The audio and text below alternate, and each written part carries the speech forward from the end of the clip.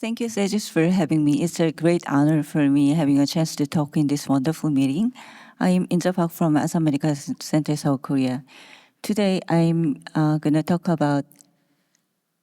want to discuss about not only reoperative or recurrent approach, but also include locally advanced primary rectal cancer, which falls into the category complex rectal cancer surgery. I have no disclosure for this presentation. In terms of surgical approach, significant finding was published this year. An analysis of NSQIP database shows the use of robot in colectomy has been increasing. And by 2025, robot will be the most commonly used method in colectomy. This trend reflected the surgeon really experienced the practical benefit of robot, which was not presented as number or statistics in scientific publications. In fact, the general benefit of robot in rectal cancer have not been proven yet well, except real trial. But in addition to ruler trial, several retrospective studies highlighted advantages of robot in subgroup of patients which expected to have more challenging cases. Therefore, we believe that the robot could offer more benefit in challenging cases compared to the standard TME procedures.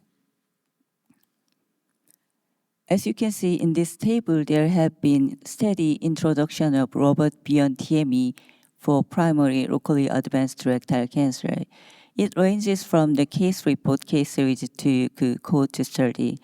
Of course, recurrent cases were included, and black bold text indicated recurrent rectal cancer. As expected, many reports indicated a significant blood loss and long operative time, averaging 6 to 7 hours or more. Complication rates vary, and they are usually much higher than expected those from the standard TME procedure. And remarkably, alveolar resection rate is over 90%, except a few case reports. The most cases presented in a previous slides involve the combined resection of adjacent organ located in pelvic compartment. The most involved area is anterior compartment. The benefit of robot for the surgery in anterior compartment organ have been well proven by gynecological and urologic surgeries. Also, role of robot for lateral pelvic lymph node dissection have been well recognized. However, the previous challenges such as pelvic sidewall invasion and bone involvement, which was once considered as contraindication for surgery, is now successfully tackled using robotic approach. With this regard, we need to look beyond just the feasibility of robot for complex rectal cancer surgery and explore what real advantage robot can offer. The table on the left shows the 10-year experience of pelvic accentration for locally advanced primary rectal cancer from an Australian institution which is super highly specialized, the Center for Pelvic Accentration and multi-center pelvic collaboratives. And table on the right from the another expert institution comparing the laparoscopic and robot pelvic accentration for primary locally advanced rectal cancer.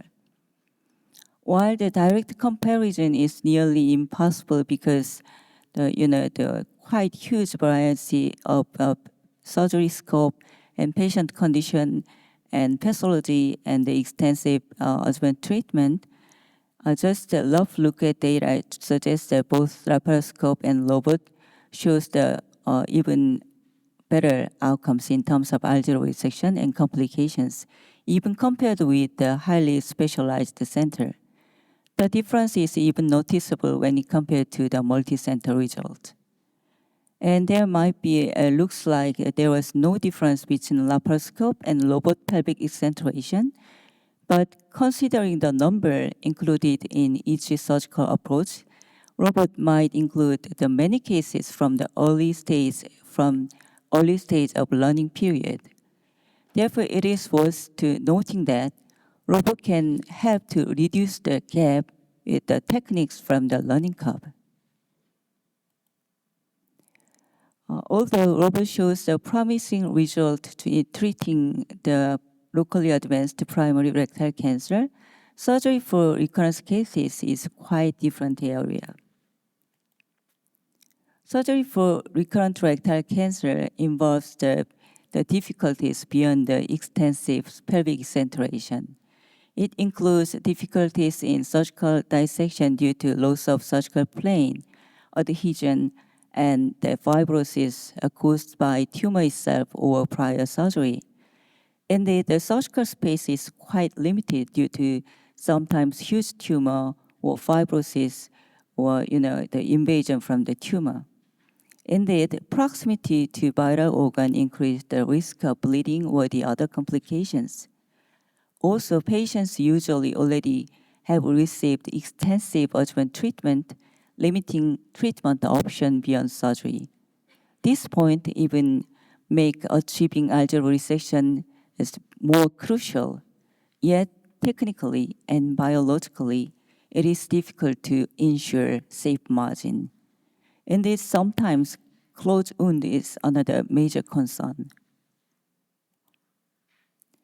If you can see the result from the two points, we can easily detect how much difficult it is.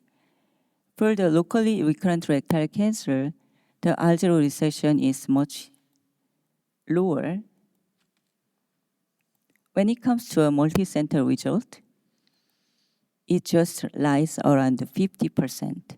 Therefore, we know how much difficult it is to achieving alveolar resection for recurrent rectal cancer surgery, and even it successfully treat the recurrent rectal cancer, how much difficult it is. For the successful treatment for locally recurrent rectal cancer requires multi-phased approach, just more beyond than technical aspect. No matter what approach is used, it is essential to remember that accumulation of successful experience is required before even we begin to talk about the technical aspect. The problem is it is quite limited to accumulating sufficient experience. The modern treatment reduced local recurrence rate of rectal cancer to 5 to 7%. Among them, only 50 to 60% is suitable for surgery. With a brief calculation based on the publication in 2019 by Haseman, even high-volume center may handle the 1 or 2 cases locally recurrent rectal cancer surgery per year. Only 1/3 of all institutions was classified as high-volume center. The remaining 2/3 they may have a few experience annually. That's why we require collaboration and why we need highly specialized center. I'm confident that for surgeons who have sufficient experience to treating recurrent rectal cancer and going through all the learning curve of robots actually give them wings. However, even surgeons who are still accumulating the experience and own the learning curve of robot, it gives more the stable manner of assistance. As you can see, the KSERS report, the robot can help quickly bridging this gap.